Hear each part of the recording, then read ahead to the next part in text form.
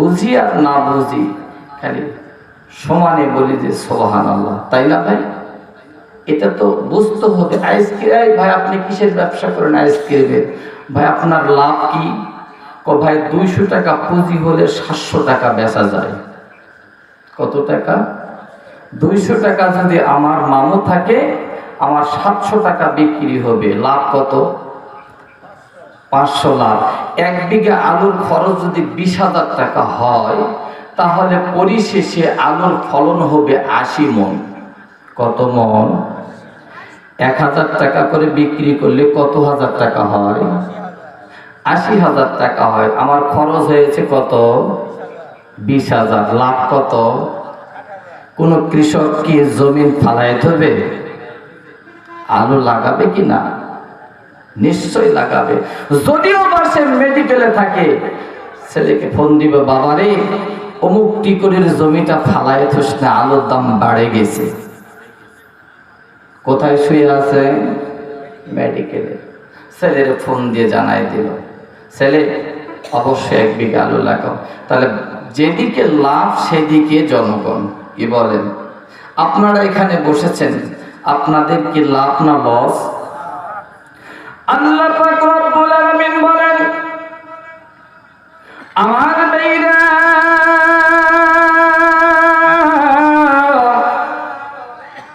ইল্লা হাত্তাতুমুল মালাইকা ওয়া গাশিয়াতুমুর রাহমা ওয়া নাযালাত আলাইহিমুস সাকিনা ওয়া যাকারাহুমুল্লাহু ফি মান ইনদা। মুসলমান ভাইরা, আমরা এই জায়গার মধ্যে বসেছি, আমার মালিক এত খুশি হয়েছে, এত আনন্দিত হয়েছে যে সমস্ত বান্দাগুনি ময়দানে বসলো, সামিয়ানার নিচে বসলো।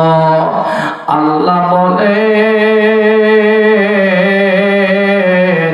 যে সমস্ত বান্দা, যে সমস্ত সন্তানাদিরা মা বাবার কথা শুনলো, মা বাবা আগলিয়ে নিল বাচ্চাদেরকে, আদর সোহাগ যত্ন দিয়ে কলজাটা ভরায় দিল।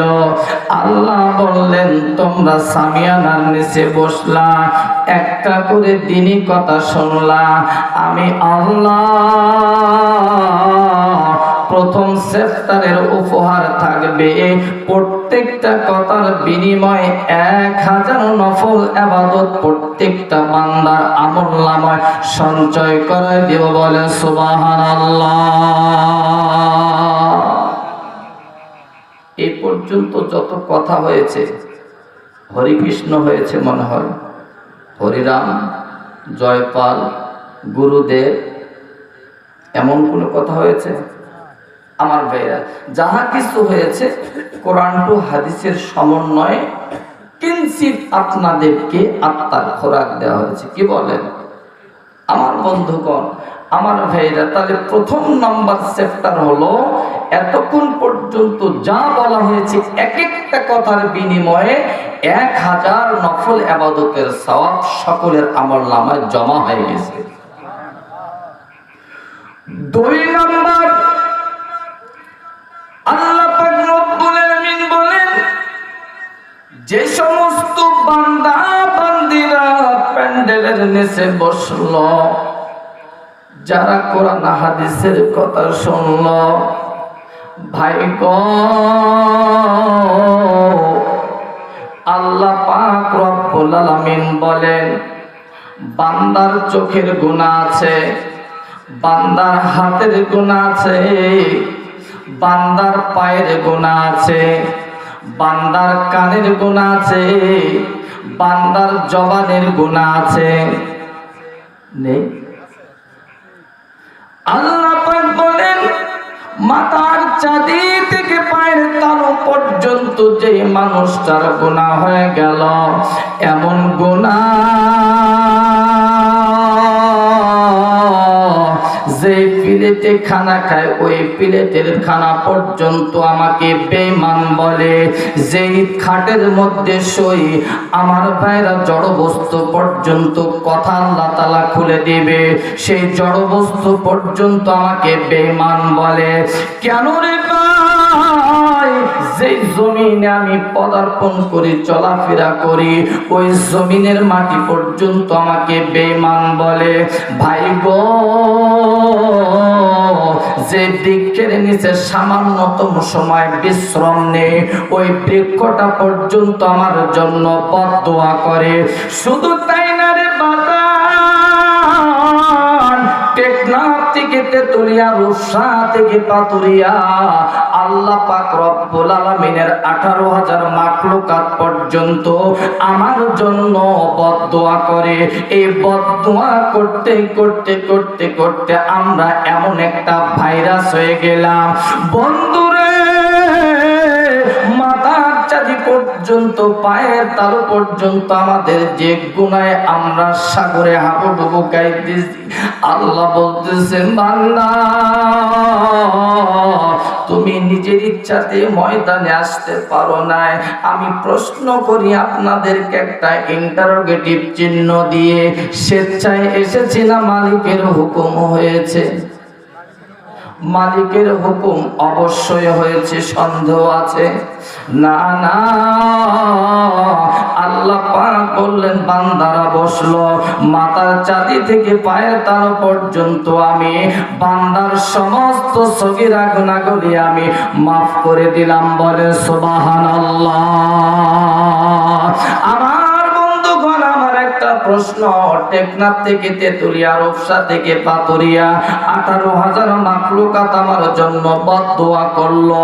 পূর্বে যা কিছু করেছে তা হয়েছে, কিন্তু ময়দানে বসার পর যে আমার গুনাহ মাফ হয়ে গেল, ময়দান থেকে বের হয়ে যাওয়ার পর বান্দাটা নিষ্পাপ হয়ে গেল। বলে সুবহানাল্লাহ। এখন আমি একটা জিনিস বোঝাই, সেটি হলো এই, সবাই একটা কর্মে লিপ্ত আছে না? সংসার চালাইতে হবে, সংসারের একটা জীবন আছে। আমাদের ইচ্ছা, আকাঙ্ক্ষার, অনুভূতি আর তামান্না হলো কিছু কর্ম করতে হবে। এই কর্মটা আমার বৈধ নাকি অবৈধ? আচ্ছা, এই অনুভূতি আমাদেরকে আল্লাহ তাআলা দিয়েছেন না দেন নাই? আমার হাত এখন এখানে আছে, আমি যদি চুলার মধ্যে দেই, পরবর্তী সময় কি হবে এটা আমার অনুভূতির কলিং বেলে আওয়াজ বেজে উঠবে কি না? অবশ্যই উঠবে। এবং আমি অন্যায় পথে চলতেছি না ন্যায় পথে চলতেছি, আমার বিবেকে বাধা দিবে কি না? এখন আমার প্রশ্ন করব, বেজার টেজার হবেন না তো? আমার প্রশ্ন হলো, আল্লাহ তাআলা বললেন তিলকা হুদুদুল্লাহ। আমি কর্তৃপক্ষকে দেখেছি এবং যারা সাউন্ড সিস্টেমের লোক এসেছেন, এই অপারেটর ভাইগুলি যেখানে যেখানে যেটা দেওয়ার দরকার সেখানে সেটাই দিয়েছেন, কোনো কমতি করেন নাই, করেছেন? এখন যদি তিলকা হুদুদুল্লাহ, আল্লাহ তাআলা বললেন আমার পক্ষ থেকে যেটা আদেশ ছিল, কোনো বান্দা যদি গ্রহণ করে নেয়, আমি আল্লাহ তাআলা ওই বান্দার জন্য যথেষ্ট হয়ে যাব। এখন ডেকোটার ভাইয়েরা সব কিছু করেছেন, তেজে একটা লাইটও দেয় নাই। বলেন মেজাজটা বড় গরম হবে কিনা? আপনি ক্ষিপ্ত হবেন কিনা? রাগান্বিত হয়ে যাবেন। ভাই আপনি লাইট দিলেন না কেন? অনিয়ম কেন করলেন? এবার আসেন, কর্তৃপক্ষ যদি আপনার ডেকোটারের উপরে যদি রাগ হয়ে যায়, আপনি যদি আল্লাহর আইন এবং বিধান যেগুলো ভাবে চলার জন্য বলেছেন তা না করে আপনি যদি ভিন্ন ভাবে চলেন, বেজাত আল্লাহ তাআলা হবেন কিনা? আচ্ছা, আলহামদুলিল্লাহ, আপনারা অবশ্যই 5 ওয়াক্ত নামাজ পড়েন, কি বলেন? পড়েন কিনা? আচ্ছা, আমরা কারা কারা নামাজ পড়ি না দেখি, আল্লাহকে হাত তুলে দেখাই তো। নামাজ পড়ি না কারা কারা?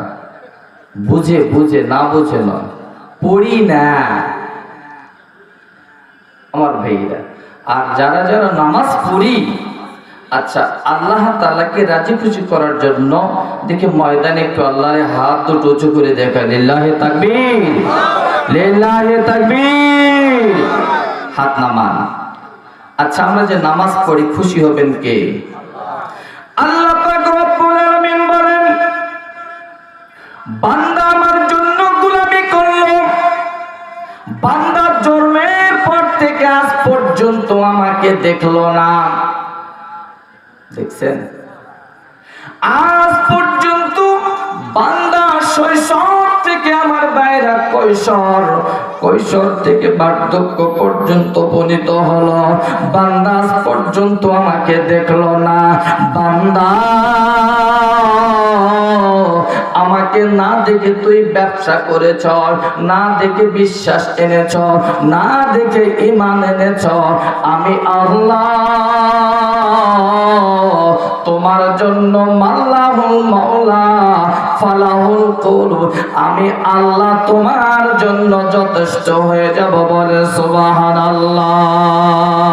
এই জন্য আল্লাহ তাআলা বলেন, যখন বান্দার জন্য আমি হয়ে যাব, এই জন্য আল্লাহ পাক রব্বুল আলামিনের বান্দা আল্লামা শেখ সাদি বলে, দিলাগর তাওয়াজু কুনুদ ইখতিয়ার শাওয়াদ বালকে দুনিয়া তোরা দোস্তেদার, দিলাগর তাওয়াজু কুনুদ ইখতিয়ার শাওয়াদ বালকে দুনিয়া তোরা দোস্তেদার।